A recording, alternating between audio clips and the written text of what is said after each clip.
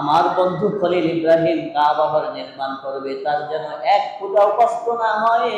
সে যেই দিকে যেতে চায় এর পাথর তুমি সেই দিকে লম্বা হয়ে যাবে। বলেন সুবহানাল্লাহ। কয়েক জায়গায় লেখা আছে পাথর লম্বা হয়ে যেত ইব্রাহিম আলাইহিস সালামের জন্য। আবার কোন জায়গা আছে ইব্রাহিম যখন ডানে যাইতেন পাথর ডান দিকে যেত, ইব্রাহিম আলাইহিস সালাম যখন বামে যাইতেন পাথর বাম দিকে যেত। ইব্রাহিম আলাইহিস সালাম উপরে উঠবেন, নিয়ত করেছেন ইব্রাহিম আলাইহিস সালামকে পাথর নিয়ে আস্তে আস্তে উপরে উঠা শুরু করেছে। হাজিরিন, হজের মৌসুম আমাদের মাঝে চলছে। বহু মানুষ আল্লাহ রাব্বুল আলামিনের ডাকে হাজিরা দেওয়ার জন্য লাব্বাইক আল্লাহুম্মা লাব্বাইক বলে তারা কাবা শরীফে যাচ্ছে, মদিনাতুল মুনাওয়ারায় যাচ্ছে। নবী করিম সাল্লাল্লাহু আলাইহি ওয়াসাল্লাম রওজা মুবারক জিয়ারত করবে, বাইতুল্লাহ তাওয়াফ করবে হজ করার উদ্দেশ্যে। আল্লাহ রাব্বুল আলামিন এটাকে সাড়া দেওয়ার জন্য বহু মুসলমান একের পর এক সেখানে উপস্থিত হচ্ছে। পবিত্রতম একটি মাসে এই হজের মৌসুমে আমরা আল্লাহ রাব্বুল আলামিনের রেজামন্দি হাসিল করবার জন্য মসজিদ আসতে পেরেছি, জুমার নামাজ আদায় করার জন্য। সেজন্য আল্লাহ রাব্বুল আলামিন আমাদের প্রত্যেকের আমল নামায় আল্লাহ তাআলা একটি কবুলিয়ত হজের সওয়াব লিখে দেন। বলেন আমিন। আর জোরে বলেন আমিন। আল্লাহ তাআলা যেন আমাদেরকে বড় হজ বলেন আর ছোট হজ যেটাই বলেন, ওমরা বলেন আর হজের ফরজ রুকন যে কাজগুলো আছে, আল্লাহ তাআলা যেন আমাদের ভাগ্যেও এরকম হজ বাইতুল্লাহ শরীফ আমরা যেন জিয়ারত করতে পারি, তাওয়াফ করতে পারি। আল্লাহ আমাদের ভাগ্যে নসিব করে বলেন আমিন। এই হজের মৌসুমে গত জুমায় আমরা কাবা শরীফের নির্মাণের কিছু আলোচনা এবং হাজরে আসওয়াদ জান্নাতি পাথরের আলোচনা করেছিলাম। তার মাঝে কাবা শরীফের পাশেই আছে বিদ্যমান যে একটি নিদর্শন, যেমন কোরআন পবিত্র কালামুল্লাহ শরীফের আয়াতগুলো যেরকম নিদর্শন থেকে যাবে, ঠিক তেমনটাই পৃথিবীর জমিনে কিছু কিছু নিদর্শন আছে, এগুলো কোরআনের আয়াতের মতো থেকে যাবে কিয়ামত পর্যন্ত। তার ভিতরে কাবা শরীফের পাশে হাজরে আসওয়াদ পাথর আছে এবং তারই পাশে আছে মাকামে ইব্রাহিম। মাকামে ইব্রাহিম এটা একটা জান্নাতি ইয়াকুত পাথর। এই জান্নাতি ইয়াকুত পাথর আল্লাহ রাব্বুল আলামিন ইব্রাহিম আলাইহিস সালাতু ওয়াস সালামের সহযোগিতার জন্য আল্লাহ তাআলা এই পাথরটি পাঠিয়েছেন। এই পাথরের অনেক বিবরণ আছে, এই পাথরের অনেক ইতিহাস আছে। আমরা তো হজের মৌসুমে শুধু হজ করতে যাই, মুআল্লিম সাহেবরা আমাদেরকে এত কিছু ভালোভাবে বুঝাইতে পারে না, কিংবা আমরা অনেক সময় জানতে পারি না। হজের মৌসুমের যে কাজগুলো আছে এগুলো ভালোভাবে জেনে শুনে গেলে আপনার জন্য সহজ হয়। মুজদালিফা আছে, রুকনে ইয়ামিন আছে, মাকামে ইব্রাহিম আছে, হাতিমে কাবা আছে, তারপরে আপনার বিভিন্ন ধরনের জামানে আকাবা আছে। হজের যে কাজগুলো আছে এই কাজগুলো আপনাকে জেনে যদি যেতে পারেন তাহলে আপনার জন্য সহজ হয়, আর যদি না জেনে যেতে পারেন তাহলে ওখানে গেলে আপনার জন্য কিছু কঠিন হয়ে যায়।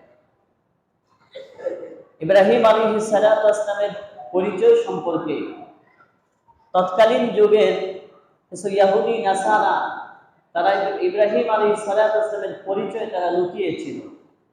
তারা বলেছে ইব্রাহিম তার নামে কোরআন মাজিদে মাক্কি সূরা এবং মাদানী কোনো সূরা তার নামে নেই, কিংবা কোরআন শরীফের ভিতরে তার নামে কোনো আয়াত নেই। বিভিন্ন ধরনের মতভেদ তাদের ভিতরে ছিল। সেই মতভেদগুলোকে রেখে দিয়ে আল্লাহ রাব্বুল আলামিন ইব্রাহিম আলাইহিস সালামের জন্য পবিত্র কালামুল্লাহ শরীফে আয়াত এবং পবিত্র কালামুল্লাহ শরীফের সূরা আল্লাহ তাআলা নাজিল করে দিয়েছেন তাদের ওই মিথ্যা অপবাদ থেকে দূরে থাকার জন্য। বলে সুবহানাল্লাহ। সেখান থেকে আমি মাকামে ইব্রাহিম আলাইহিস সালাম যেই মাকাম, যে আমরা মাকাম বুঝি, এই মাকাম শব্দের অর্থ হলো পা। মানুষের পা বলেন, যারই পা বলেন, পাকে আরবিতে এটাকে মাকাম বলা হয়। আর এর অর্থর দিক দিয়ে যে মাকামে ইব্রাহিম বলি, ইব্রাহিম আলাইহিস সালামের পায়ের ছাপ যেই পাথরের ভিতরে লেগে আছে, এই জন্য ওই পাথরটাকে মাকামে ইব্রাহিম নামে আখ্যায়িত করা হয়েছে। নবী করিম সাল্লাল্লাহু আলাইহি ওয়াসাল্লাম সম্পর্কে এবং ইব্রাহিম আলাইহিস সালাতু ওয়াসসালাম সম্পর্কে অনেক লম্বা কথা আছে। তার থেকে আগে এটুকু বলে নেই যে ইব্রাহিম আলাইহিস সালাম যে কাবা ঘর নির্মাণ করেছেন, ইতিহাস আপনারা জানেন। এটা নিচে থেকে উপরে 27 ফিট উপর লম্বা। এই কাবা ঘর নির্মাণ করার জন্য যখন যতটুকু নিচু ছিলেন, ইব্রাহিম আলাইহিস সালাম বেশি লম্বাও ছিলেন না, আবার বেশি খাটোও ছিলেন না, বেটেও ছিলেন না। ইব্রাহিম আলাইহিস সালাম মাঝারি সাইজের ছিলেন। ইব্রাহিম আলাইহিস সালাম যখন কাজ করলেন, কাজ করার পরে তার হাত যতটুকু গিয়েছে ততটুকু তিনি নিচে দাঁড়িয়েই কাজ করেছেন। কিন্তু পরবর্তী সময়ে যখন তার উপরে ওঠার প্রয়োজন, ওই সময়ে আপনারা এখন যেভাবে বিল্ডিং করেন, মাচা তৈরি করেন, বিভিন্ন ধরনের অত্যাধুনিক যে মেশিনগুলো আপনারা উপরে উঠতে পারেন, নামতে পারেন, ওই সময় এই বিষয়গুলো ছিল না। যার কারণে আল্লাহর ঘর কাবা ঘর নির্মাণ করার জন্য ইব্রাহিম আলাইহিস সালাম উপরে উঠবেন, ডানে যাবেন, বামে যাবেন। এজন্য কিতাবের ভিতরে আসছে ইব্রাহিম আলাইহিস সালাম যখন এই উপরে ওঠার জন্য নিয়ত করেছেন যে আমি এখন উপরে উঠবো কিভাবে, তখনই আল্লাহ রাব্বুল আলামিন আল্লাহ পাকের কুদরতে এই ইয়াকুত একটি পাথর, জান্নাতের ইয়াকুত পাথরটি ইব্রাহিম আলাইহিস সালামের পায়ের নিচে দিয়ে দিলেন এবং বললেন তুমি এর উপরে পা রেখে তারপরে তুমি কাজ করো। বলেন সুবহানাল্লাহ। হযরত ইব্রাহিম আলাইহিস সালাতু ওয়াস সালাম মাকামে ইব্রাহিমের মধ্যে যখন পা রাখলেন, পা রাখার সাথে সাথে ওই পাথরটা, শক্ত ইয়াকুত পাথরটা তার পায়ের ছাপ অর্থাৎ পায়ের স্পর্শ লেগে আস্তে করে তুলার মতো নরম হয়ে গিয়েছে। বলেন সুবহানাল্লাহ। হযরত ইব্রাহিম আলাইহিস সালাতু ওয়াস সালাম যখন এই পাথরের মধ্যে পা রাখলেন, ইব্রাহিম আলাইহিস সালাম কিছু বুঝতে পারলেন যে পরিবর্তন হচ্ছে, পাথর তো শক্ত থাকার কথা, কিন্তু আমি যখন পা রাখলাম পাথরটা আস্তে করে নরম হয়ে গেল। ইব্রাহিম আলাইহিস সালাম ওই পাথরের মধ্যে পা রাখলেন।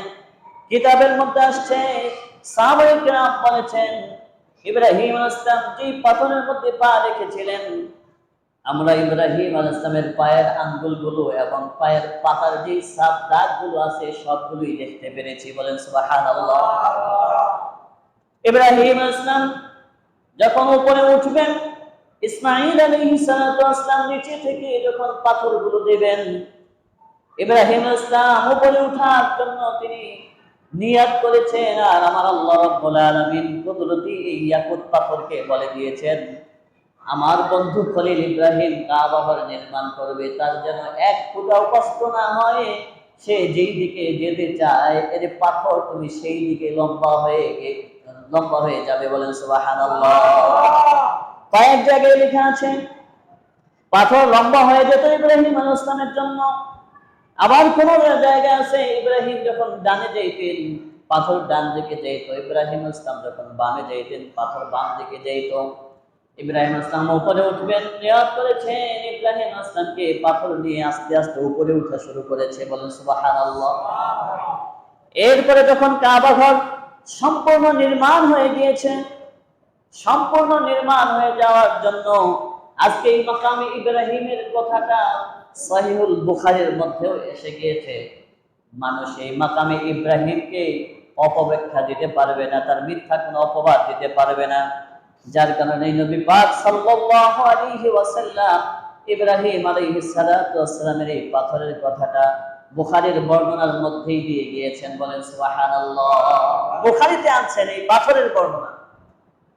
রাসূলুল্লাহ সাল্লাল্লাহু আলাইহি ওয়াসাল্লাম বলেছেন ইব্রাহিম আলাইহিস সালাম এবং হযরত ইসমাঈল আলাইহিস সালাম যখন উভয়ই বাইতুল্লাহর দেয়াল উঁচু করেছিলেন, قال رسول الله صلى الله عليه وسلم فعند ذلك رفع إبراهيم وإسماعيل القواعد من البيت فجعل إسماعيل يأتي بالحجارة وإبراهيم يبني। অর্থাৎ বাবা এবং ছেলে যখন দুইজনে কাবা ঘর নির্মাণের জন্য কাজ করেন, আল্লাহ রাব্বুল আলামিন বললেন যখন উঁচু জায়গায় ওঠার জন্য ইব্রাহিম আলাইহিস সালাম চেষ্টা করলেন, আর ওই চেষ্টা করার কারণে তার পায়ের নিচে আল্লাহ তাআলা একটা পাথর এনে দিয়েছেন। বলেন সুবহানাল্লাহ। বুখারীর বর্ণনার মধ্যে এসেছে, যার কারণে ইব্রাহিম আলাইহিস সালাম বললেন, যখন ছেলে সহ আমার কাবা ঘর নির্মাণ হয়ে গিয়েছে, এরপরে ওই পাথরের মধ্যেই দাঁড়িয়ে আমি আল্লাহ রাব্বুল আলামিনের কাছে দোয়া করলাম, রব্বানা তাকাব্বাল মিন্না ইন্নাকা আনতাস সামিউল আলিম। আমি আল্লাহ রাব্বুল আলামিনের কাছে দোয়া করলাম, হে আমার রব, আমাদের এই কর্মটিকে কবুল করে নিন। আল্লাহ তাআলা নিশ্চয়ই ইব্রাহিম আলাইহিস সালামের এই কর্মটাকে কবুল করেছেন। বলেন সুবহানাল্লাহ। ইব্রাহিম আলাইহিস সালাম বললেন, রব্বানা তাকাব্বাল মিন্না ইন্নাকা আনতাস সামিউল আলিম। আমাদের এই কর্মটিকে আপনি কবুল করে নেন। আল্লাহ রাব্বুল আলামিন সর্বশ্রোতা, আল্লাহ রাব্বুল আলামিন সবকিছুই শুনেন, সবকিছুই জানেন। ইব্রাহিম আলাইহিস সালাম যখন দোয়া করেছেন, আমার আল্লাহ রাব্বুল আলামিন বলেছেন, ইব্রাহিম তুমি দোয়া করেছো, আর তো আমার দোয়াটা আমি আল্লাহ রাব্বুল আলামিন কবুল করেছি। বলেন সুবহানাল্লাহ। হযরত ইব্রাহিম আলাইহিস সালাতু ওয়াস সালাম এই কাবা ঘর নির্মাণ করা শেষ হয়ে যাওয়ার পরে তিনি যখন শেষ করলেন, এবার আল্লাহ রাব্বুল আলামিন বললেন, ইব্রাহিম এবার তোমাকে আযান দিতে হবে, গোটা বিশ্বের মুসলমানদের কাছে আহ্বান করতে হবে, কাবা ঘরে আসার জন্য তুমি এখানে দাঁড়িয়ে একটু আযান দাও। আযান দাও বলতে হযরত ইবনে আব্বাস রাদিয়াল্লাহু তাআলা আনহু হাদিস নকল করেছেন, তিনি বলেছেন, ইব্রাহিম আলাইহিস সালাতু ওয়াস সালাম কাবা ঘর নির্মাণ করার পরে আল্লাহ রাব্বুল আলামিন বলেন আযান দিতে। ওই আযান যেটাকে আহ্বান করার জন্য ইব্রাহিম আলাইহিস সালাম দাঁড়িয়ে গোটা পৃথিবীর মানুষদেরকে ডাক দিলেন, হে মানব মণ্ডলী, আল্লাহর ঘর নির্মাণ করা হয়ে গিয়েছে, এবার আল্লাহ রাব্বুল আলামিনের ডাকে তোমাদেরকে সাড়া দিতে হবে এবং তোমাদেরকে এখানে আসতে হবে। কিতাবের মধ্যে আসছে, ওই সময়ে যতগুলো পুরুষ এবং মহিলা তারা যখন একত্রিত হয়েছে, তাদের গর্ভের ভিতরে যতগুলো সন্তান আল্লাহ রাব্বুল আলামিন মহিলাদের গর্ভে সন্তান দিয়েছেন, প্রত্যেক সন্তানের কানের মধ্যে এই আওয়াজ গিয়েছে এবং এই ইব্রাহিম আলাইহিস সালামের আওয়াজ শুনে যারা লাব্বাইক বলে হাজিরা দিয়েছে, কিয়ামতের পূর্ব মুহূর্ত পর্যন্ত হলেও তারা অবশ্যই কাবা ঘরে হজের জন্য যাবে। বলে সুবহানাল্লাহ। যে কোনো একদিন হলেও তারা আল্লাহ যে কোনো ভাবেই তাদেরকে হজের ময়দানে নিয়ে যাবেন, কাবা শরীফে নিয়ে যাবেন হজ করার জন্য। বলেন না সুবহানাল্লাহ। তো কাজেই এই মাকাম ইব্রাহিমের ব্যাখ্যা অনেক ব্যাখ্যা। জান্নাতে একটি পাথর। সাহাবায়ে কেরাম বলেছেন, যখন ইব্রাহিম আলাইহিস সালাম দাওয়াত দেওয়া শেষ করেছেন, দাওয়াত দেওয়া শেষ করার পরে মাকাম ইব্রাহিমকে রেখে তিনি চলে গেলেন। মানুষ এসে কাবা ঘর তাওয়াফ করে মাকাম ইব্রাহিমের কাছে আসে, এখানে নামাজ আদায় করে। আপনারা অনেক আলোচনা শুনেছেন, আমরা বলেছি যে ইব্রাহিম আলাইহিস সালামের এই মাকাম ইব্রাহিমের কাছে নামাজ পড়া আল্লাহ রাব্বুল আলামিন গোটা বিশ্বের মানব মণ্ডলীর জন্য ওয়াজিব করেছেন। কখন করেছেন? যখন নবী করিম সাল্লাল্লাহু আলাইহি ওয়াসাল্লাম কাবা ঘর তাওয়াফ করেন, সাথে ওমর রাদিয়াল্লাহু তাআলা আনহু কাবা ঘর তাওয়াফ করেন। ওই তৎকালীন সময়ে মাকাম ইব্রাহিমটা খোলা ছিল, পাশে কোনো জালির বেড়া ছিল না, কোনো গ্লাস ছিল না, একেবারেই খোলা ছিল। মানুষ যখন কাবা ঘর তাওয়াফ করতেন, তাওয়াফ করার সময় ওই মাকাম ইব্রাহিমের কাছে যাইতেন, যাওয়ার পরে তাদের হাত দিয়ে পাথরের ভিতরে স্পর্শ করতেন, চুম্বন করতেন, তারা মহব্বত করতেন, ভালোবাসতেন, মহব্বতের নিয়াতে, অন্য কোনো নিয়াতে না। বর্তমান যুগে মানুষ বিভিন্ন ধরনের কথা উল্টা দিকে নিয়ে যায়। যদি এই সমাজে এখন এই পর্যায়ে যদি এই মাকাম ইব্রাহিমের জালি কোনো বেড়া না থাকতো, কিংবা যদি গ্লাস না দেওয়া থাকতো, তাহলে অবস্থাটা কত করুণ হতো, কত কঠিন হয়ে যেত। এমনিতেই আমরা যখন গিয়েছি মাকাম ইব্রাহিমের কাছে, যদি আমরা গ্লাসের উপরে স্পর্শ করি, আরবের কিছু পুলিশ এবং তাদের কিছু ঘোমটাওয়ালা লাল রুমালওয়ালা সাহেবরা দাঁড়িয়ে থাকে। দাঁড়ানোর পরে যখন মাকাম ইব্রাহিমের কাছে যায়, একজন মুসলমান যাওয়ার পরে ইব্রাহিম আলাইহিস সালামকে দেখে নাই, মুসলিম জাতির পিতার কদমের ছাপ যেখানে লেগে আছে, পবিত্র ইয়াকুত পাথরটা যেখানে লেগে আছে, ও আমার বন্ধুরা, বাবাজিরা, এই ইয়াকুত পাথর একদিন আল্লাহ রাব্বুল আলামিনের কাছে বলবে, আমার কাছে তারা এসেছিল, আমাকে মর্যাদা করেছিল। এই নিয়াতে কোন মুসলমান যখন মাকামে ইব্রাহিমের পাশে দাঁড়িয়ে একটু হাত স্পর্শ করে, হাতে একটু চুম্বন খায়, আল্লাহ রাব্বুল আলামিন বলেছে ওই ব্যক্তি মন ভরে যখন ইব্রাহিমের কদমের ছাপটা দেখে একদম আফসোস করে আমাদের পিতার পায়ের ছাপ লেগে আছে, তখন মন থেকে যদি কোনো দোয়া করে আল্লাহ তাআলা তার ওই দোয়াটা কবুল করেন। বলেন সুবহানাল্লাহ। ভাইরা, কিতাবে আছে, আমরা কোনো বানানোর কথা বলি না। রুকনে ইয়ামিনের কাছে দাঁড়িয়ে আপনি চুম্বন করবেন এবং দোয়া করবেন, আল্লাহ সেই দোয়াই কবুল করবে। হিজারুল আসওয়াদ কালো পাথরের পাশে দাঁড়িয়ে যেই দোয়া করবেন আল্লাহ সেই দোয়াই কবুল করবে। মাকামে ইব্রাহিমের পাশে দাঁড়িয়ে যে দোয়াটা করবেন সেই দোয়াটাই আল্লাহ কবুল করবে। বলেন সুবহানাল্লাহ। এগুলো আমাদেরকে শিক্ষা দেওয়া হয় না, এজন্য আমরা বুঝি না। এখন ওখানে গেলে ওই পুলিশরা এবং একজন শায়েখ তারা দাঁড়িয়ে থাকে, এরকম আভা পড়া থাকে, মাথায় লাল রুমাল থাকে। আপনি যদি সেখানে দাঁড়ান তাহলে আল্লাহ হাজি এর যে আপনাকে সেখান থেকে তাড়িয়ে দেবে। কেউ বিদাত বলবে, কেউ আরবিতে বিভিন্ন কথা বলবে, কেউ তো বুঝে না, দাঁড়িয়ে থাকবে। সবচেয়ে খুশির সংবাদ এটাই, যারা কিছু কিছু আছে যে যখন একটু ভিড় হয়ে যায় মাকাম ইব্রাহিমের কাছে, তখন মানুষগুলোকে সরিয়ে দেওয়ার জন্য তখন তারা খুব দ্রুত কাজ করে, তারা সেখানে যাইতে দেয় না। কিন্তু আল্লাহ রাব্বুল আলামিনের এই পয়গম্বর ইব্রাহিম আলাইহিস সালামের কদমের ছাপ কে বা ভালো না বাসে? আমি তো নিজে চোখে দেখেছি। রাত্রিবেলা যখন আমরা তাওয়াফ শেষ করেছি, তাওয়াফ শেষ করার পরে ইব্রাহিম আলাইহিস সালামের মাকাম ইব্রাহিমের কাছে পায়ের কাছে গেলাম, যারা বিরাট বলে আমরা নিজে চোখে দেখে এসেছি, তারা নিজেরাই সেখানে চুম্বন করে। বলেন না সুবহানাল্লাহ। কেউ এই নিদর্শন ধরতে পারবে না। সাহাবায়ে কেরাম বলেছেন ওই সময় মানুষ আসতো দূর দূরান্ত থেকে, আসার পরে এটাকে এইভাবে হাতে স্পর্শ করতো, একটু চুমু খাইতো, মহব্বত করতো। মুসলিম জাতির পিতার কদমের পায়ের ছাপের ছাপ আছে। সাহাবায়ে কেরাম বলেছে আমরা ইব্রাহিম আলাইহিস সালামের পায়ের আঙ্গুলের ছাপ পর্যন্ত দেখতে পেরেছি। কেউ বলেছে ইব্রাহিম আলাইহিস সালামের পায়ের তলার যে দাগগুলো আছে সেই দাগগুলো আমরা পাথরের মধ্যে দেখতে পেয়েছি। ইব্রাহিম আলাইহিস সালামের এই পায়ের পাথরের ছাপের কারণে যখন মানুষ ভিড় হয়ে যেত, এর কারণে হযরত ওমর রাদিয়াল্লাহু তাআলা যখন শাসন আমল চলে, ওমর রাদিয়াল্লাহু তাআলা দেখলেন, তারা বলেছে যখন মানুষ যাওয়ার পরে হাতে স্পর্শ করে, এই হাতে স্পর্শ করার কারণে আস্তে আস্তে এইটা গর্ত হয়ে যাওয়া শুরু করেছে এবং পায়ের আঙ্গুলের ছাপগুলো মুছে যাচ্ছে। এজন্য হযরত ওমর রাদিয়াল্লাহু তাআলা বললেন এরকম দেওয়া যাবে না, কেননা একজন পবিত্র ব্যক্তি ছিলেন, আল্লাহ রাব্বুল আলামিনের খলিল ছিলেন, আল্লাহ রাব্বুল আলামিনের একজন পয়গম্বর ছিলেন, যাকে আল্লাহ রাব্বুল আলামিন ছোট থেকে বয়স্ক পর্যন্ত পরীক্ষা করেছেন। যতগুলো পরীক্ষা আল্লাহ রাব্বুল আলামিন করেছেন, প্রত্যেকটি পরীক্ষা ইব্রাহিম আলাইহিস সালাম উত্তীর্ণ হয়েছে।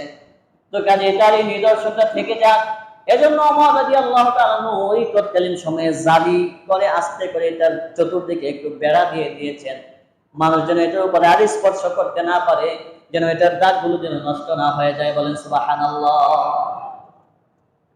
এই মাকামে ইব্রাহিম আলাইহিস সালামের পায়ের ছাপ সেখানে আছে। আপনারা যারা যাবেন, যাওয়ার পরে তাওয়াফ শেষে আপনারা সেখানে 2 রাকাত নামাজ আদায় করবেন, এই নিয়তে যে রাসূলুল্লাহ সাল্লাল্লাহু আলাইহি ওয়াসাল্লাম কাবা ঘর তাওয়াফ করার পরে ওমর রাদিয়াল্লাহু তাআলা সহ মাকামে ইব্রাহিমের পাশে এই 2 রাকাত নামাজ আদায় করেছেন।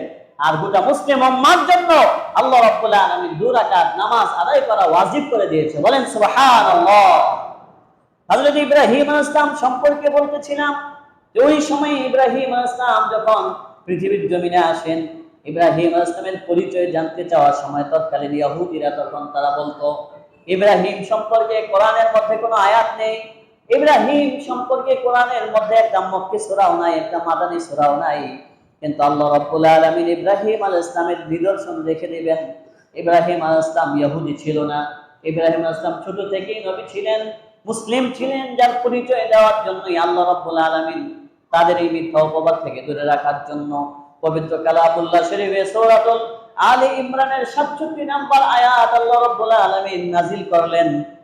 আল্লাহ তাআলা বললেন, মা কানা ইব্রাহিমু ইয়াহুদিয়্যাও ওয়ালা নাসরানিয়্যা। আল্লাহ রাব্বুল আলামিন বললেন ইহুদিরা তারা বলে ইব্রাহিমের কোনো পরিচয় নেই, তার বাবার নাম কেউ বলে আজর, কেউ বলে তাহিদ, একটা মতবাদ শুরু হয়ে গেল, যার কারণে তার পরিচয় আমরা পাই না। তার নামে কোনো কোরআনের মধ্যে সূরাও নাই, মাক্কি সূরাও নাই, মাদানী সূরাও নাই, তার নামে কোনো আয়াতও নাই। এইরকম মিথ্যা অপবাদ যখন শুরু করেছে, এই মিথ্যা অপবাদগুলোকে দূরে সরিয়ে দেওয়ার জন্যই আল্লাহ তাআলা কোরআনের মধ্যে ইব্রাহিম আলাইহিস সালামের নাম নিয়েই আয়াত নাযিল করেছেন। ইব্রাহিম আলাইহিস সালামের নাম নিয়ে সূরাতুল ইব্রাহিম আল্লাহ তাআলা নাযিল করেছেন। বলেন সুবহানাল্লাহ। আল্লাহ তাআলা বলেন মা কানা ইব্রাহিমু ইয়াহুদিয়্যা ওয়ালা নাসরানিয়্যা। আল্লাহ তাআলা বলেন ইব্রাহিম ইহুদি ছিল না, তিনি খ্রিস্টানও ছিল না। বলেন না সুবহানাল্লাহ। ইব্রাহিম আলাইহিস সালাম ইহুদি ছিলেন না, ইব্রাহিম আলাইহিস সালাম খ্রিস্টান ছিল না। অনেকেই বলে ইব্রাহিম আলাইহিস সালামের বাবা আজর, সে তো মূর্তি পূজকই ছিল, সে তো মূর্তি পূজার মহব্বত করত। শুনে নেন মুসলমান, ইব্রাহিম আলাইহিস সালামের বাবার নাম কিন্তু সরাসরি আজর নয়। ইব্রাহিম আলাইহিস সালামের বাবার নাম তাহির, তিনি মুসলমান ছিলেন। কিন্তু ইব্রাহিম আলাইহিস সালামের পিতা সম্পর্কে যখন এই আজরের কথা আসে, তৎকালীন সময়ে বাবার পরে চাচা যারা ছিলেন, চাচা এবং জেঠা যারা আছে, তাদেরকে ওই সময়ে বাবা ডাকতেন। ওই সন্তানরা তখন তাদেরকে বড় বাবা, ছোট বাবা কিংবা বড় আপা বলেও তারা ডাকতেন। এখনো দেখবেন বাংলাদেশে এরকম অনেক আছে, বাবার ভাই বড় ভাইকে ছোট ছোট বাচ্চারা বড় আব্বা বলে সম্বোধন করে। কি আছে কি নাই ভাইরা, কথা বলেন আছে কি নাই? ইব্রাহিম আলাইহিস সালামের যুগে তখনও ইব্রাহিম আলাইহিস সালাম যখন তার বাবা তাহির, অনেকগুলো রিওয়ায়াত আছে, প্রত্যেকটা কথার ভিতরে ইব্রাহিম আলাইহিস সালামের বাবার কথা আসছে, তিনি তাহির ছিলেন, কিন্তু আজর তার পিতা ছিল না, তার চাচা সম্বোধন করতেন। ঠিক ওই সময়ই মানুষ বলতো যে আজর তো সে মূর্তি পূজা করত। শুধু মূর্তি পূজা নয়, ইব্রাহিম আলাইহিস সালামের কথাটা আগে জেনে নেই যে ইব্রাহিম আলাইহিস সালাম সম্পর্কে আল্লাহ রাব্বুল আলামিন বললেন ওয়ালাকিন কানা হানিফাম মুসলিমা। আল্লাহ রাব্বুল আলামিন বললেন সে ছিল একনিষ্ঠ আত্মসমর্পণকারী এবং সে মুশরিক ছিল না, সে মুশরিকদের অন্তর্ভুক্ত ছিল না। বলেন না সুবহানাল্লাহ। ইব্রাহিম আলাইহিস সালাম মুশরিকদের অন্তর্ভুক্ত তিনি ছিলেন না, তিনি মুশরিকদেরকে পছন্দ করতেন না। যার কারণে আল্লাহ রাব্বুল আলামিন বললেন মা কানা ইব্রাহিমু ইয়াহুদিয়্যা ওয়ালা নাসরানিয়্যা ওয়ালাকিন কানা হানিফাম মুসলিমা। তিনি মুসলমান ছিলেন, তিনি আত্মসমর্পণকারী ছিলেন। তিনি কি ছিলেন? ওয়া মা কানা মিনাল মুশরিকিন, তিনি মুশরিক ছিলেন না। বলেন না সুবহানাল্লাহ। সেই ক্ষেত্রে হযরত ইব্রাহিম আলাইহিস সালাম, অনেক লম্বা কথা। ইব্রাহিম আলাইহিস সালাম যখন তিনি দেখলেন নিজ জাতির পরিচয় তিনি জানতে পারলেন, ওই সময় ইব্রাহিম আলাইহিস সালাম তার আত্মীয় স্বজনদের থেকে সবাইকে তিনি বললেন তোমরা যে মূর্তি বানাইতেছো, কিতাবের ভিতরে আসছে ইব্রাহিম আলাইহিস সালাম নিজে চোখে দেখতেন ওই সময় তারা মূর্তি বানাইতো মাটি দিয়ে। মূর্তি বানানোর পরে যেটা ভালো হইতো সেটাকে রাখতো, যেটা ভালো হইতো না সেটাকে আবার ভেঙে ফেলতো। মাটি দিয়ে, মাটিকে আশ্রয়া তারা মাটিকে পানি দিয়ে, দেখবেন ছোট ছোট বাচ্চারা মাটি নিয়ে খেলাধুলা করে, মাটি নিয়ে খেলাধুলা করার পরে তাকে পুতুল বানায়, বিভিন্ন ধরনের কিছু বানায়। আর ওই সময় তারা এই মূর্তি পূজা বানাইতো। বানানোর পরে তারা করতো কি, এটার হাত বানানোর পর দেখতে হাতটা বাঁকা হয়ে গেছে, সুন্দর হয় নাই, চেহারাটা একটু বাঁকা হয়ে গেছে, সুন্দর হয় নাই, এটাকে মাটির মধ্যে আছাড় দিয়ে আবার ভেঙে ফেলতো। ভেঙে ফেলে আবার সুন্দর করে পানি দিয়ে ভিজাইয়া মাটি দিয়ে আবার মূর্তির পুজো এরকম মাটির মানুষ বানাইতো। বানায় এটা যেটা ভালো হইতো এটাকে তারা পূজা করত এবং বাজারে নিয়ে বিক্রি করত। ইব্রাহিম আলাইহিস সালাম দেখলেন যে এই জিনিসটা বানানোর পরে আছাড় দিয়ে ভেঙে ফেলে, যেটা কথা বলতে পারে না, যেটা ব্যথা পায় না, যার কোনো অস্তিত্ব নাই, যার কোনো কথাবার্তা বলতে পারে না, এইটা আবার তার প্রভু হয় কিভাবে? এটাকে তারা কিভাবে প্রভু মানে? তখনই ইব্রাহিম আলাইহিস সালাম তার বাবার কাছে ইসলামের দাওয়াত দিয়েছিলেন। তার কাছেই বলেছিলেন যে আপনারা যেটা পুজো করতেছেন, যেটা বানাইতেছেন, এটা তো কথাই বলতে পারে না, কিভাবে? এটার প্রাণ নাই, কোনো কিছুই যে দিতে পারে না, যাকে আপনারা বানানোর পরে ভালো বাসলেন না, মহব্বত করলেন না, ভেঙে ফেললেন, আবার বানাইলেন, ভেঙে ফেলার পরে কারণে যে কিছুই বলতে পারলো না, তার পূজা আপনি কিভাবে করেন, তাকে কিভাবে আপনি মানেন? ইব্রাহিম সালাম এই চিন্তা ভাবনা করার পরে দেখলেন যে এরা তো আসলেই আমাদের কোনো কথাবার্তাই শুনতে চায় না। তখন ইব্রাহিম আলাইহিস সালাম সেখান থেকে ফেরত তিনি রিটার্ন করলেন যে এরা তো মুশরিক, যারা আল্লাহ রাব্বুল আলামিনের সাথে অংশীদার করতে চায়, কোন একটা বস্তুকে বানায় তারা খোদা মানে, ওই ধরনের ব্যক্তি মুশরিক, ইহুদি নাসারা, তাদের সাথে আমি নাই, ওই মুশরিকদের অন্তর্ভুক্ত আমি নাই। ইন্নী ওয়াজ্জাহতু, আমি ফিরায় নিলাম আমার চেহারাকে আল্লাহ রাব্বুল আলামিনের দিকে, যিনি আসমান এবং জমিন সৃষ্টি করেছেন। বলেন না সুবহানাল্লাহ। ইব্রাহিম আলাইহিস সালাম ছোট সময়ে তিনি তখন তাদেরকে বলেছিলেন, ওই সময়ে তারা বলেছিল যেটা আমরা যেটা করি সেটাই ভালো।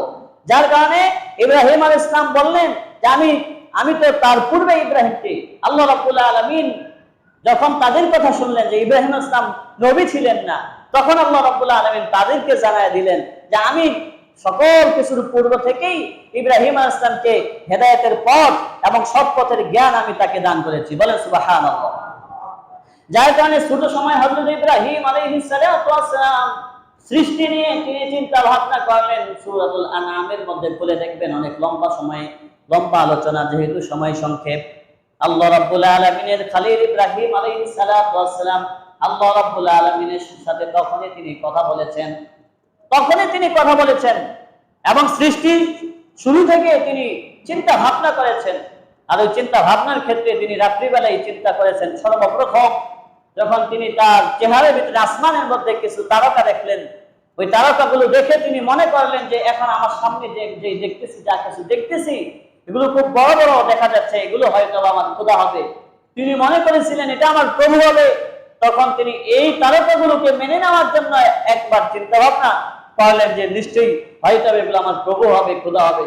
যখন দেখলেন এই তারকাগুলো এক এক জায়গা থেকে এক এক জায়গায় চলমান অবস্থা, ছিটকে চলে যায়, বিভিন্ন জায়গায় ঘোরাফেরা করে, তখন ইব্রাহিম আলাইহিস সালাম বললেন যেই জিনিসটার কোনো অস্তিত্ব নাই, যে তার অস্তিত্বকে রাখতে পারে না, ধরে রাখতে পারে না, সে কখনো আমার প্রভু হতে পারে না। সেখান থেকে তিনি তার মনটাকে চেঞ্জ করে ফেললেন।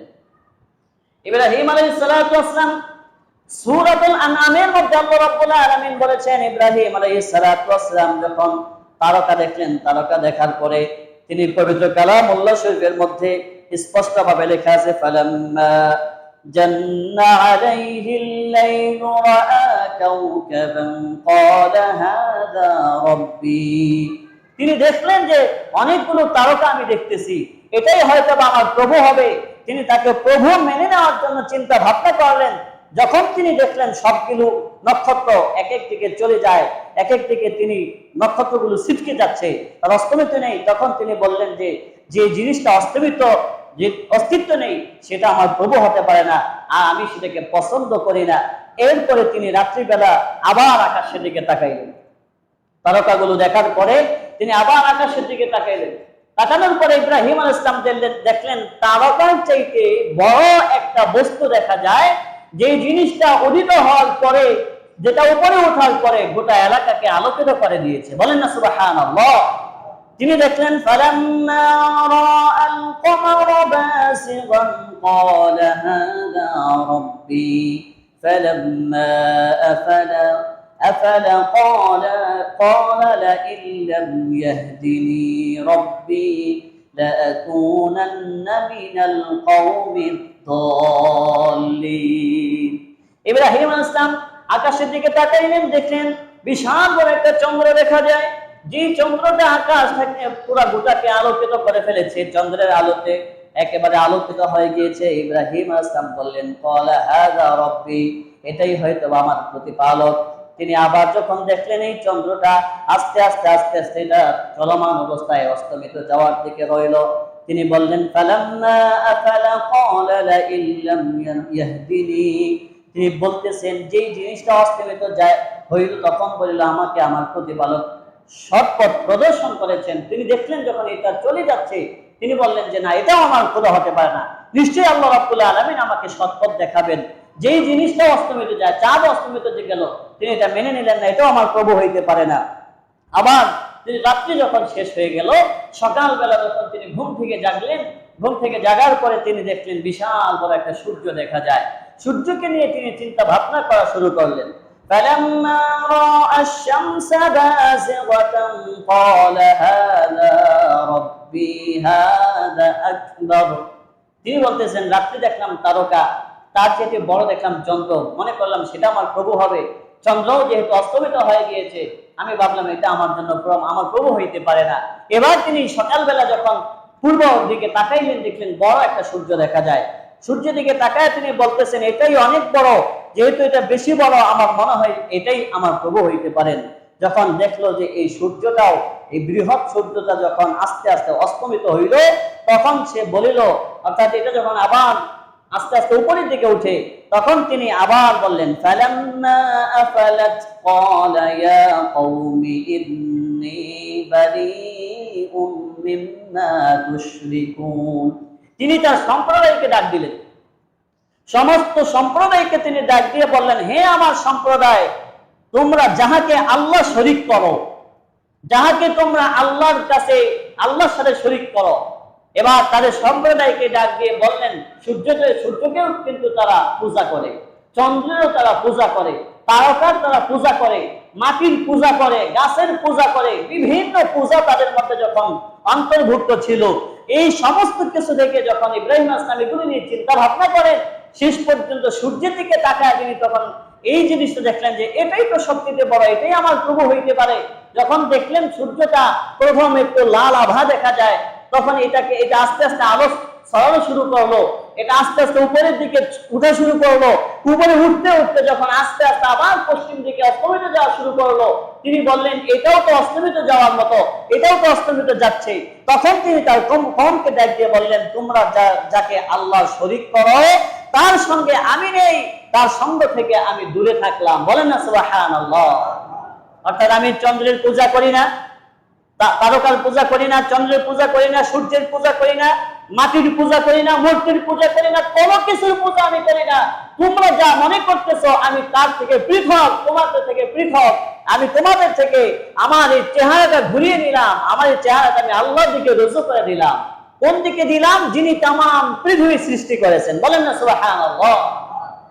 তিনি বলতেছেন, ইন্নী ওয়াজ্জাহতু ওয়াজহিয়া লিল্লাযী ফাতারাস সামাওয়াতি ওয়াল আরদা হানিফান ওয়া মা আনা মিনাল মুশরিকিন। ইব্রাহিম আলাইহিস সালাম বলতেছেন, আমি একনিষ্ঠভাবে তাহার দিকে মুখ ফিরাইয়া নিয়েছি। অর্থাৎ ইব্রাহিম আলাইহিস সালামের চেহারা আল্লাহর দিকে একনিষ্ঠতার মাধ্যমে তিনি ফিরাইয়া নিলেন। ফাতারাস সামাওয়াতি ওয়াল আরদা, যিনি আকাশ জমিন সৃষ্টি করেছেন, হানিফা ওয়া মা আনা মিনাল মুশরিকিন, এবং আমি মুশরিকদের অন্তর্ভুক্ত নই। বলেন না সুবহানাল্লাহ। সম্মানিত হাজিরিন, ইব্রাহিম আলাইহিস সালাম আমাদের মুসলিম জাতির পিতা। আমরা গত জুমায় বলেছি, আপনাদেরকে শুনাইছি, আজও বলছি, যাকে আল্লাহ রাব্বুল আলামিন গোটা तमाम বিশ্বের মুসলমানের পিতা বানাইলেন, যাকে আল্লাহ রাব্বুল আলামিন বললেন মিল্লাতা আবিকুম ইব্রাহিম হুয়া সান্নাকুমুল মুসলিমিন, গোটা পৃথিবীর মুসলমানের পিতা যাকে বানাইলেন, তিনি বললেন আমার চেহারা আমি মুশরিকদের থেকে ফিরায় নিলাম। এরপর থেকে ইব্রাহিম আলাইহিস সালামের উপরে অনেক ঝড় ঝাপটা ছিল। ইব্রাহিম আলাইহিস সালামকে আগুনে নিক্ষেপ করার জন্য তারা চেষ্টা করেছিল, তারপরেও তারা আগুনে পোড়াতে পারে না ইব্রাহিম আলাইহিস সালামকে। অর্থাৎ ওই সময় যারা নিজেদের অর্থ সম্পদের দাপট দেখিয়েছে, নিজেদের কি বলে শক্তির দাপট দেখিয়েছে, তখন এই শক্তির দাপট, অর্থের দাপট, সম্পদের দাপট কোনো কিছুই ছিল না। সব কিছুই আল্লাহ রাব্বুল আলামিন নবীর উসিলায় নাস্তানাবুদ করে দিয়েছে। কি ঠিক কিনা? কি ভাইরা কথা বলেন না কেন? ঠিক কিনা? আপনারা দেখেছেন অনেক লম্বা কথা, ইব্রাহিম আলাইহিস সালামকে আগুনে পোড়ানোর জন্য চেষ্টা করেছেন, এই আলোচনা আপনাদেরকে শুনাইছি। কিন্তু ইব্রাহিম আলাইহিস সালাম আল্লাহ রাব্বুল আলামিনের উপরে তাওয়াক্কুল করেছেন। ইব্রাহিম আলাইহিস সালাম বলেছেন যে আল্লাহ তাআলা আমাকে সৃষ্টি করেছেন, সে আল্লাহ অবশ্যই আমাকে হেফাজত করবেন এই আগুন থেকে। আমার এটা দৃঢ় বিশ্বাস আছে, আমার এই অন্তরের ভিতরে এই জন্য বিশ্বাস, যখন আমি ছোট ছিলাম তখনই তো আমি আমার চেহারাটাকে মুশরিক থেকে ফিরাইয়া নিয়েছিলাম। আল্লাহ তাআলা আমাকে পছন্দ করেছেন বিধায় আমাকে নবুয়ত দিয়েছেন, আমাকে নবী বানিয়েছেন, মানুষদেরকে দাওয়াত দিয়েছি। আর এই দাওয়াতের কারণে অনেক মানুষ আমাকে, ইহুদিরা নাসারা অনেক কষ্ট দিয়েছে। শেষ পর্যন্ত আল্লাহ রাব্বুল আলামিনকে মারার জন্য তারা চেষ্টা করেছিল। নমরুদ সহ তারা অনেক চেষ্টা করার পরেও আল্লাহ রাব্বুল আলামিনকে, নমরুদ বলেছে ইব্রাহিমের খোদাকে আমি মেরে ফেলবো, তারপরেও সেটা পারে নাই। একটাবার নমরুদ, অনেক ইতিহাস আমি সংক্ষেপ করছি, নমরুদ তার তরবারির ভিতরে রক্তের ছাপ লেগে নিয়ে এসে বলেছিল আমি ইব্রাহিমের খোদাকে মেরে ফেলছি। ইব্রাহিম আলাইহিস সালাম বিশ্বাস করে নাই, যুদ্ধ শুরু হয়ে গিয়েছে। এই যুদ্ধের ময়দানে ইব্রাহিম আলাইহিস সালামকে জয়ী করার জন্য আল্লাহ রাব্বুল আলামিন তার ফেরেশতাদেরকে মশার আকৃতিতে পাঠিয়ে দিলেন। মশা আকৃতি দিয়ে মুসলমানদেরকে বিজয়ী করলেন। যতগুলো সৈন্য ছিল প্রত্যেকটা সৈন্যের জন্য একটা একটা মশা আল্লাহ তাআলা নির্মাণ করেছেন। নমরুদের জন্য একটা মশা আল্লাহ রাব্বুল আলামিন সৃষ্টি করেছেন। নমরুদের জন্য যে মশাটা ছিল, তার পা কিংবা ডানা একটু ভাঙা ছিল, ওই ভাঙা পা কিংবা ভাঙা ডানা নিয়ে মশা দৌড়িয়ে এসে এসে ওই সময়ে সমস্ত মানুষগুলো যখন সব নাস্তানাবুদ হয়ে গিয়েছে, নমরুদ একা রয়েছে। নমরুদ দেখতেছে তার দিকে একটা মশা আসতেছে, নমরুদ এবার তার ঘোড়ার মধ্যে পা রেখে ঘোড়াকে বলল চলো। ঘোড়া বাড়িতে যায়, বাড়ির ঘরের সামনে গিয়ে নমরুদ ঘরের দরওয়াজা সব কিছু আটকায় দিল। তার স্ত্রী বলল তুমি না ক্ষুধা দাবি করেছো, তুমি না ভয় পাও না, কেন তুমি দরজা আটকে দিয়েছো? অনেক লম্বা ইতিহাস। এই নমরুদের অর্থাৎ ওখান থেকে বাঁচার জন্য, ইব্রাহিম ইসলামের এই যুদ্ধের থেকে বাঁচার জন্য সে ঘরে ঢুকানোর জন্য চেষ্টা করেছিল।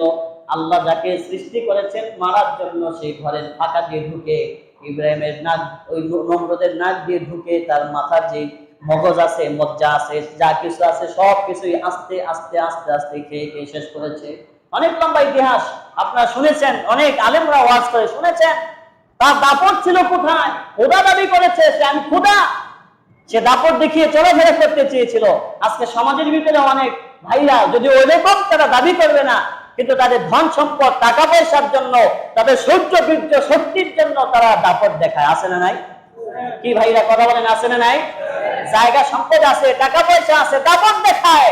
অন্য কোনো এলাকার মানুষকে দেখতে চায় না, অন্য কোনো মানুষদের এলাকার মানুষকে মহব্বত করতে চায় না, মুসলমানদেরকে মহব্বত করতে চায় না, ভালোবাসতে চায় না। তার ভ্রাতৃত্ববোধের ভিতরে অহংকার ঢুকেছে, গুণ ঢুকেছে, যার কারণে সে দাপট দেখায়। আছে না নাই? যারা বলেন আছে না নাই?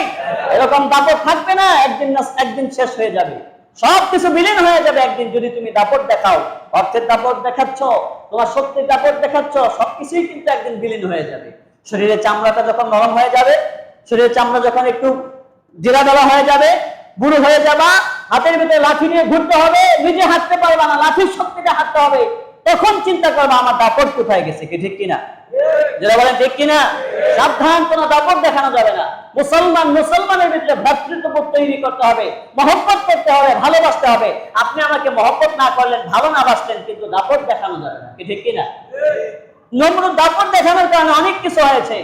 অনেক লম্বা কথা। তার মাথার ভিতরে যখন আপনারা বেল খাইছেন, বেল ভাঙার পরে ভিতরে যেরকম বোল থাকে, কিছুই থাকে না, তার মাথার ভিতরে কিছু নাই। চাকর দিয়ে মাথার চুল টানে, অনেকে মাথার সেলুনে গেলে দেখবেন চুল টাইনা দেয়, অনেকে চুল টানা অভ্যস্ত মহব্বত করে। এই অভ্যাস করেন না, এটা খারাপ অভ্যাস। চুল টানা এই অভ্যাসগুলো খারাপ অভ্যাস, শরীর বানায় দেওয়া খারাপ অভ্যাস, এগুলো করবেন না, এগুলো খুবই সমস্যা করে ভবিষ্যতে। নমরুদ তখন চুল টানা একটা, তার মাথা চুলকেই তো, এই জন্য চুলও টানতো সে, ভিতরে তো শান্তি নাই, সব তো শেষ, খোলাসা হয়ে গেছে। অনেক লম্বা কথা, সংক্ষেপ করছি, শেষবার। এই চাকর মনে মনে তিনি ভাবে, যদি একদিন আমাকে বলতো তুই চুল টানতে পারস না, চুলকাইতে পারস না, মাথার মধ্যে কিছু দিয়ে বাড়িতে দিতে পারস, এই চিন্তায় তিনি অনেক, ওই চাকরটা অনেকদিন বসে আছিল যে কোন দিন জানি বলে আমার উস্তাদ যে তোর মাথার ভিতরে একটা বাড়ি দেস না। সে ঠিক তেমনটাই, যখন একেবারে কিছু নাই, চুল টানতে পারে না, তখন বলে তোর হাতে কি হলো, পাশে কিছু নাই যে একটু বাড়ি দাঁড়িয়ে দিতে পারস না, তখন সে শান্তি পাইছে। এখন না খুশি হইলাম, যখন জুতা দিয়ে, সিরা জুতা দিয়ে মাথা পাড়ি দিছে, সাথে সাথে ফাইটা মশা বের হয়ে চলে গেছে। শেষ তার দাপট, সমস্ত দাপট নাস্তরাবত হয়ে গিয়েছে। এই জন্য ইব্রাহিম ইসলামকে অনেক পরীক্ষা করেছিল তারা। সেই ইব্রাহিম ইসলামের নিদর্শন আপনাদেরকে শোনালাম। আরো অনেক লম্বা কথা ছিল, আমি বলতে পারি নাই। মাকামে ইব্রাহিমের অনেকগুলো ইতিহাস আছে, আপনারা এই ইতিহাসগুলো পড়বেন, কিতাব কিনে এগুলো পড়বেন। যারা হজে যাওয়ার নিয়ত করেন, যারা ওমরায় যাওয়ার নিয়ত করেন, এই মাকামে ইব্রাহিম, তারপরে মুলতাজিম, তারপরে আপনার রুকনে ইয়ামিন, হাজরে আসওয়াদ, হাতিমে কাবা, এগুলো নিয়ে আপনারা গবেষণা করবেন। গবেষণা করলে কিছু শিখতেও পারবেন, নিজের সন্তানদেরকে শিখাইতে পারবেন, লম্বা ইতিহাস খুঁজে পাইবেন, এই সাহাবীদের ইতিহাস খুঁজে পাবেন, নবীদের ইতিহাস খুঁজে পাবেন। ঠিক তেমনটাই ইব্রাহিম ইসলামের মুআজিজা হলো মাকামে ইব্রাহিম। এই মাকামে ইব্রাহিমটা কিয়ামত পর্যন্ত থাকবে, যতদিন পর্যন্ত কাবা থাকবে, যতদিন হাজরে আসওয়াদ থাকবে, ততদিন মাকামে ইব্রাহিমটাও থাকবে। আল্লাহ রেখে দিবেন তার বান্দাদের জন্য, তারা সেখানে যাবে, এটা প্রদর্শন করবে, দোয়া করবে। আল্লাহ তাআলা হজের মৌসুমে আমাদেরকে বিভিন্ন ধরনের অন্যায় অত্যাচার থেকে, নিপীড়ন থেকে আমাদেরকে হেফাজত করুন, এবং বিভিন্ন ইতিহাস আল্লাহ রাব্বুল আলামিনের নিদর্শনগুলো জানার তৌফিক আল্লাহ তাআলা আমাদেরকে দান করুন। ওয়া মা আলাইনা ইল্লাল বালাগ ওয়া আখিরু দাওয়ানা আলহামদুলিল্লাহি রাব্বিল আলামিন।